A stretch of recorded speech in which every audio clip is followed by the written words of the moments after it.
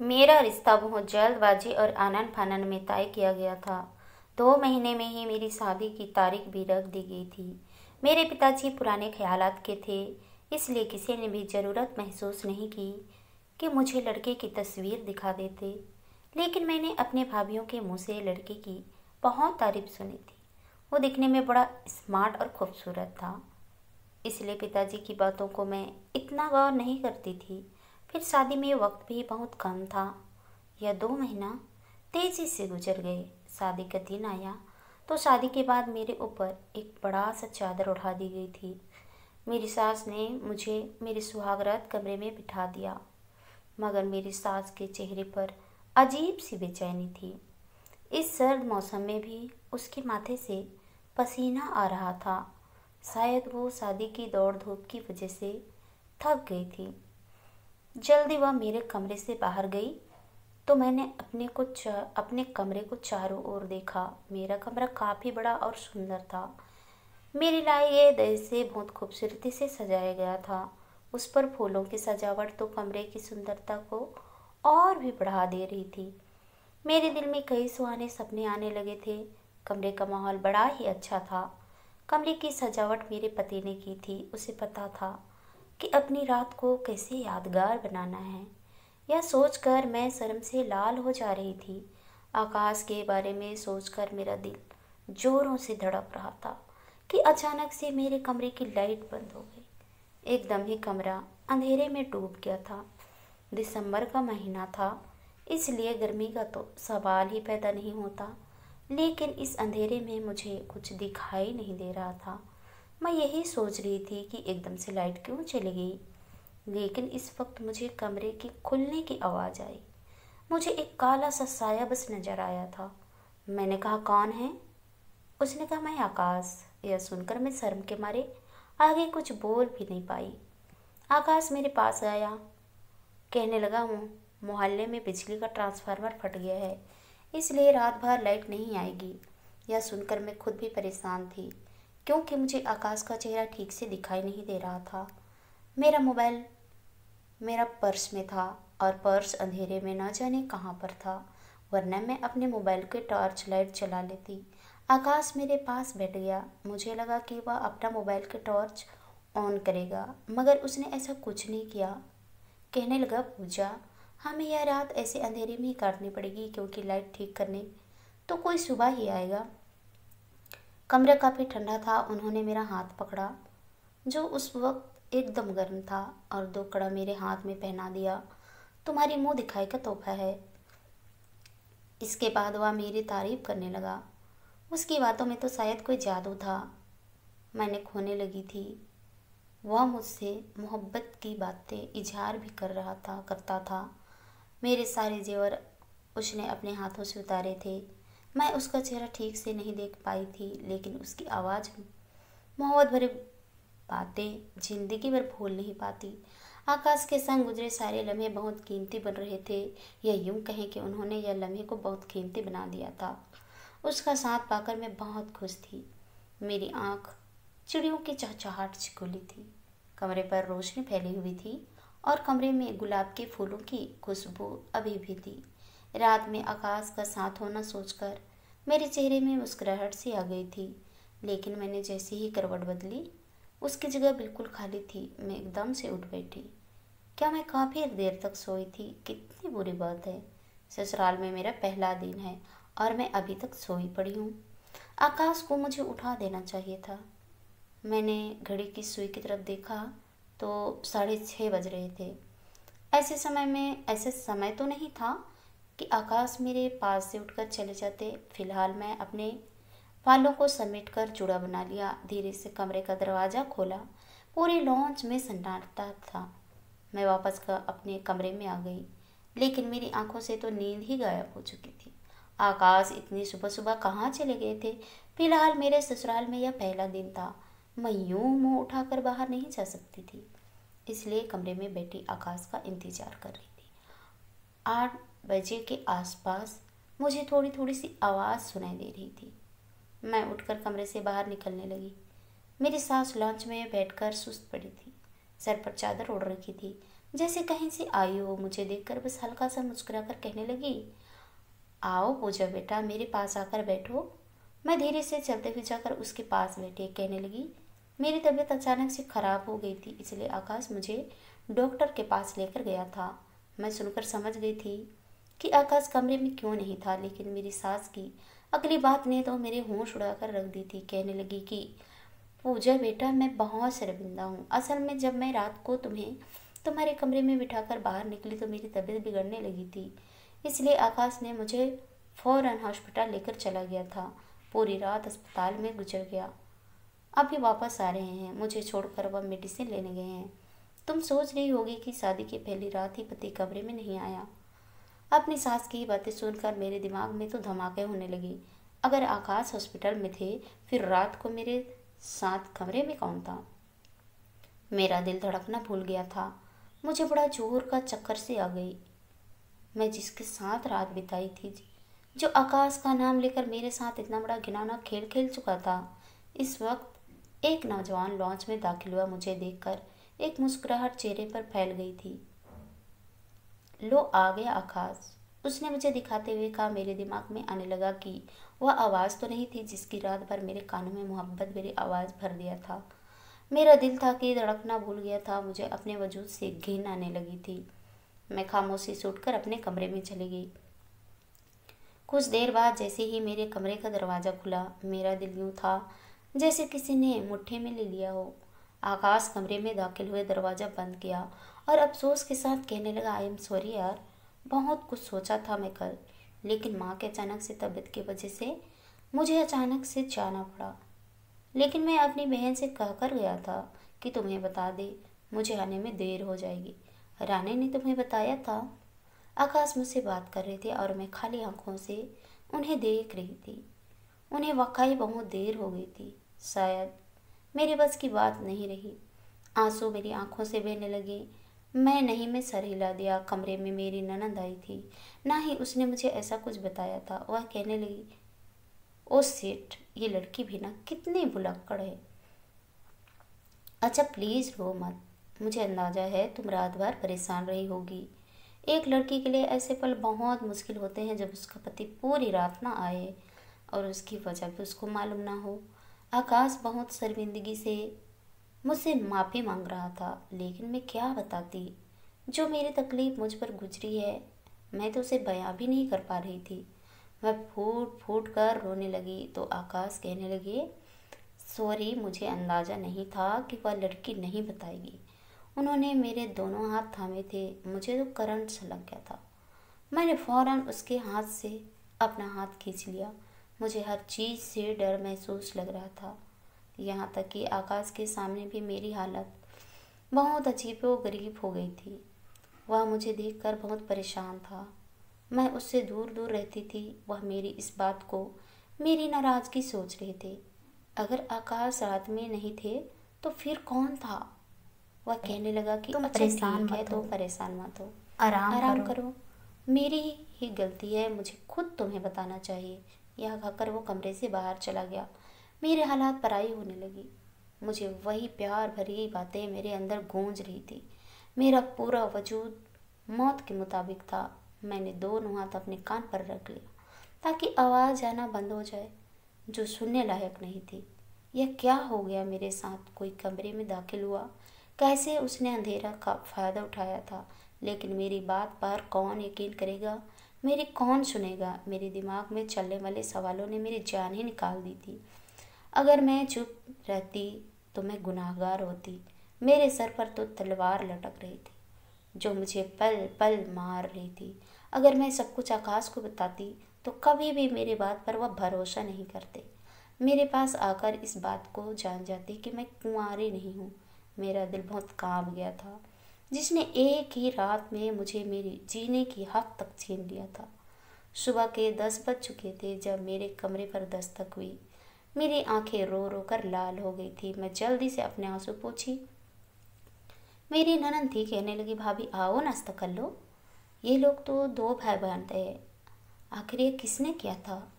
यही एक सवाल मेरे दिमाग में गूंज रहा था। मैं उठकर वॉशरूम में चली गई। अपना मुंह हाथ धोया और बाहर निकल गई। लॉन्च में नाश्ते पर आकाश और उसकी बहन थी और मेरी सास नहीं थी। शायद तबीयत खराब की वजह से सो रही थी। मैं आकाश के बराबर में बैठ गई थी। वह अपनी बहन को डांट रहा था कि उसने उसकी बहन को बताया था, वह मेरे को क्यों नहीं बताई। वह कहने लगी कि वह थकी हुई थी इसलिए जल्दी सो गई। वहीं मुझ पर एक और बात का पता चली कि रात को हमारे घर की लाइट बंद हो गई थी, लेकिन सारे मोहल्ले में लाइट थी। भाई, मुझे यह बात समझ नहीं आ रही है, हमारे घर की ही लाइट कैसे बंद थी। मैंने सुबह के वक्त देखा तो किसी ने हमारे घर का मेन स्विच का बटन ऑफ कर दिया था। पता नहीं किसने यह सब किया था। उसने यह अंधेरे में ही सब कुछ मेरा लूट लिया था। आकाश ने ये बात सुनकर पहले तो कुछ सोचने लगा। हो सकता है कि मेरे दोस्तों ने शरारत किया हो, अपने घरों को जाते हुए स्विच ऑफ कर गए हो। यह बोलकर आकाश ने बात खत्म कर दी और कमरे में आ गए। मैं नाश्ता करके अपने कमरे में आ गई। मैं यही सोच रही थी कि मेरे साथ करने वाला इंसान कौन था। फिर मेरे मोबाइल में बेल बजने लगी। मैंने मोबाइल उठाई तो अननोन नंबर था। मैंने जैसे ही फ़ोन उठाया मेरे होश उड़ गए। कहने लगा, कैसी हो। उसकी बात सुनकर फ़ौरन गिरते गिरते फ़ोन बचा, क्योंकि वही आदमी की आवाज़ थी जिसने मेरा अंधेरे में फ़ायदा उठाया था। उसके पास मेरा नंबर भी था। मैं बेहद घबरा गई थी। मैंने गुस्साते हुए पूछा, कौन है, कौन हो तुम। यह बात सुनकर वह कहने लगा, अभी भी पूछ रही हो कि मैं कौन हूँ। उस दिन की रात भूल गई हो। क्या लम्हे थे, अभी भी सपना सा लग रहा है। कहो तो कल की मुलाकात फिर से दोहरा दूँ। यह सुनकर मेरे कानों में सीटी सी चलने लगी। मैंने कहा, तुम कौन हो, तुमने मेरे साथ यह सब क्यों किया। मेरे बात पर वह फिर से हंसने लगा। तुम्हें दुल्हन के रूप में देखकर पागल हो गया था, इसलिए मुझे रहा नहीं गया। उसकी इस किस्म की बातें मैं सुनना नहीं चाहती थी, इसलिए फ़ोन बंद कर दिया। कौन हो सकता था यह आदमी जिसके पास मेरा फ़ोन नंबर तक मालूम है। मेरा दिल इस हालत में था कि शायद अपने शब्दों में बयान नहीं कर पा रही थी। पूरा दिन मेरी परेशानी में बीती और रात को मुझे इस नंबर से एक मैसेज आया। अगर मैं आकाश को अपने करीब आने दिया तो वह आदमी मेरा राज खोल देगा और आकाश से यह कह देगा कि मेरा उससे शादी से पहले से ही संबंध है। वह मुझे मेरी ज़िंदगी को बर्बाद कर तलाक करवा देगा। मैं परेशान होकर रह गई थी। मैं बिल्कुल नहीं चाहती थी कि यह आदमी कौन है, नहीं जानती थी कि यह आदमी कौन है। मैंने बहुत सोचा, लेकिन मेरे दिमाग में कोई भी ऐसा इंसान नहीं था जो मेरी ज़िंदगी को बर्बाद कर रहा था। इसके बाद उस आदमी ने ऐसी तस्वीरें दिखाई, शायद वह शादी की पहली रात की थी जब मैं गहरी नींद में सो रही थी। यह देखकर तो मेरे होश उड़ गए। वह कौन है। मैं कई बार यह सवाल दोहरा चुकी थी कि कौन है, क्यों मेरी ज़िंदगी बर्बाद कर रहा है, लेकिन जवाब में वापस हंसने लगता था। यह राज भी बहुत देर रात तक नहीं रह सकते। आकाश जब भी रात में मेरे करीब आने की कोशिश करता, उन्हें किसी न किसी बहाने से उसे अपने से दूर कर देती थी। वह मेरा पति था, कब तक मुझसे दूर रह सकता था। मेरे दिल में हर वक्त यह डर रहता था कि अगर उसने मेरे करीब आया, उसे मेरी पहली रात का सच मालूम हो जाएगा और वह मुझे तलाक दे देगा। कोई औरत शादी के बाद तलाक नहीं चाहती है। मैं बहुत परेशान हो गई थी। मेरे दिल में हर वक्त डर लगा रहता था। एक बार तो यह हुआ कि मेरे होश से उड़ गए। मेरी ननंद की मंगनी मेरे ससुर के दोस्त के बेटे से हुई थी। एक बार वह हमारे घर आ गया। मेरी सास ने मुझसे कह दिया था कि रात का खाना सूरज हमारे साथ ही खाएगा, इसलिए मैंने खाने का इंतजाम भी कर लिया था। रात को जब सूरज आया तो किचन में काम कर रही थी। मेरी ननंद भी मेरे साथ थी, मेरे काम में हेल्प कर रही थी। जब सब कुछ तैयार हो गया तो कहने लगी, भाभी प्लीज़ उसके सामने यह मत बता देना कि खाना आपने बनाया है, बस यही बताइएगा कि मैंने बनाया है। मैंने मुस्कुराकर कहा, ठीक है, कह दूंगी। वह खुश हो गई। जैसे ही मैंने खाना टेबल पर लगाया, सूरज सामने ही बैठा था। मैंने उसे नमस्ते किया। उसने इस बात पर सर हिला दिया। वह अच्छा खासा नौजवान था, लेकिन उसके बाद जो हुआ मेरा दिल धड़कना ही भूल गया। खाने की टेबल पर सब बैठ चुके थे। न जाने मुझे यह क्यों महसूस हो रहा था कि सूरज मुझे अजीब सी नज़रों से देख रहा है। मुझे उसकी नज़रों से उलझन हुई थी। मैं आकाश के साथ टेबल पर बैठ गई। खाने का पहला निवाला लेते ही उसने कहा, खाना बहुत मज़े का है। यकीनन यह खाना रानी ने नहीं बनाया होगा। लेकिन रानी ने कहा मैंने ही बनाया है। बेशक मेरे भाभी से पूछ लो। मैं खाना खा रही थी, लेकिन मैंने उसकी आवाज़ सुनकर मेरा निवाला मेरे हाथ में ही रह गया। उसकी आंखों में जो कुछ मैंने देखा मेरी जान निकालने के लिए काफ़ी था। मुस्कुराहट चेहरे पर सजाए मुझे देख रहा था। मैं ये आवाज़ कैसे भूल सकती थी। इसकी सिर्फ आवाज़ ने तो मेरी नींद उड़ा के रख दी थी। मेरे दिल का चैन सुख बर्बाद कर चुका था। कहने लगा, खाने इतने मज़े का है कि दिल चाहता है बनाने वालों का हाथ चूम लूं। वह मेरी तरफ देखकर बोल रहा था। ऐसे लहजे में कहा उसने जो पहली रात अपनाया था। मेरी सास भी बराबर उसके साथ बैठी हुई थी। उन्होंने उसकी कमर पर थपकी लगा कर कहा, शर्म करो। वह हंसने लगा। मेरा कान धोखा नहीं खा सकता था। यह वही शख्स था जिसने मुझे बर्बाद किया था। मेरा जी चाहा कि मैं ज़मीन में दफन हो जाऊं। मैं सोच भी नहीं सकती थी कि मेरी ननंद का होने वाला पति मेरे साथ इतना बड़ा खिलवाड़ कर सकता है। मैंने तो आज तक इससे पहले कभी देखा तक नहीं था। जानती भी नहीं थी, फिर क्यों उसने मेरी ज़िंदगी बर्बाद कर दी। खाना बीच में छोड़कर मैं अपने कमरे में चली गई। कुछ देर बाद ही मेरे मोबाइल में मैसेज आया, कल मैं होटल के कमरे में पहुंच जाऊं, नहीं तो वह मेरा पर्दा पास कर देगा। मैं मोबाइल बंद कर दिया। अपना सर अपना हाथों में मुट्ठी में ले लिया। यह मैं नहीं करना चाहती थी। अगर मैं सच में बोल देती तो मेरी बात पर कोई भरोसा नहीं करता। मैं इसी सोच में थी कि होटल के कमरे में जाऊं या ना जाऊं। रात में जब आकाश मेरे कमरे में आए और कहने लगे, तुम्हारे साथ क्या हुआ है? तुम क्यों मुझसे दूर दूर भागती हो?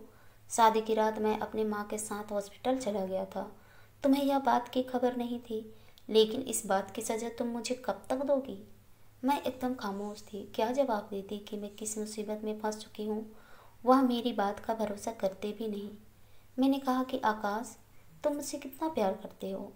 मेरे सवाल पर वह मुझे गौर से देखने लगी। कहने लगा, अभी मैं तुमसे मोहब्बत की ही कहाँ है, तुमने ऐसा मौका ही नहीं दिया। वह शायद शरारत के मूड में थे, लेकिन मैं गंभीर थी। मैंने कहा कि आपको सूरज कैसा लगता है? कहने लगा कि हम दोनों के बीच में यह सूरज कहाँ से आ गया? मुझे बताओ ना, वह कैसा लड़का है? अच्छा है, इकलौता है, इसलिए थोड़ा शरारती है, लेकिन इंसान अच्छा है। लड़के ऐसे ही होते हैं, शादी के बाद खुद ही सुधर जाएंगे। मैंने कहा कि मुझे बिल्कुल भी अच्छा नहीं लगा। मेरी बात सुनकर उसके माथे पर गुस्से से चढ़ गई। कहने लगा, आज तो यह कह दिया, आइंदा से और मत कहना, और मेरी बहन के सामने तो बिल्कुल भी मत कहना। उसकी बातें सुनकर मैं जो हिम्मत इकट्ठा की थी कि मैं उससे बात करूं, मैं खामोश हो गई। अगले दिन मैं होटल में गई। वहाँ सूरज पहले से मौजूद था। मुझे देखकर कहने लगा, देखा, आखिर आ गई ना तुम। मैं जानता था कि तुम्हें आखिर आना ही था। मैं रोने लगी। मैंने कहा कि मैं तुम्हारा क्या बिगाड़ा था, तुमने मेरे साथ यह सब कुछ किया। कहने लगा, मैंने पहली बार तुम्हें दुल्हन के रूप में देखा तो देखता ही रह गया। बस मेरा दिल तुम पर आ गया, इसलिए मैंने आकाश की माँ के खाने में कुछ ऐसी चीज़ डाल दी कि उसका बीपी हाई हो गया। मजबूरी में आकाश को उसके साथ हॉस्पिटल जाना पड़ा। फिर मैं मेन स्विच ऑफ किया और फिर मैं तुम्हारे कमरे में गया। मुझे जो चीज़ अच्छी लग जाए, मुमकिन नहीं कि सूरज उसे छोड़ दे। वह हर बात कबूल कर चुका था। मैंने मुस्कुराकर उसे देखा और होटल के कमरे का दरवाज़ा खोल दिया। बाहर आकाश खड़े थे। मैं आकाश को अपने साथ लेकर आई थी ताकि उसकी सच्चाई पता चल सके। सुनकर आकाश की आंखें गुस्से से लाल हो गई थी। सूरज देखकर डर गया था। आकाश ने सूरज को बहुत मारा। फिर मेरी ननंद का रिश्ता भी उससे तोड़ दिया। आकाश मेरे सामने शर्मिंदा थे और मैं फूट फूट कर रो रही थी। कहने लगा कि तुम परेशान मत हो, मैं तुम्हारा साथ नहीं छोड़ूंगा, क्योंकि जो कुछ भी तुम्हारे साथ हुआ वो कहीं ना कहीं मेरी वजह से हुई है। मेरे पति ने मुझे अपना लिया था। आशा करती हूँ दोस्तों आप लोगों को ये कहानी पसंद आई होगी। कहानी पसंद आई तो कहानी को लाइक कीजिए, शेयर कीजिए, कमेंट कीजिए, और ऐसी कहानी सुनने के लिए प्लीज़ हमारे चैनल को सब्सक्राइब जरूर कीजिए। तो चलिए दोस्तों, मिलते हैं नेक्स्ट किसी नई कहानी के साथ। तब तक के लिए बाय बाय, अपना ख्याल रखिए।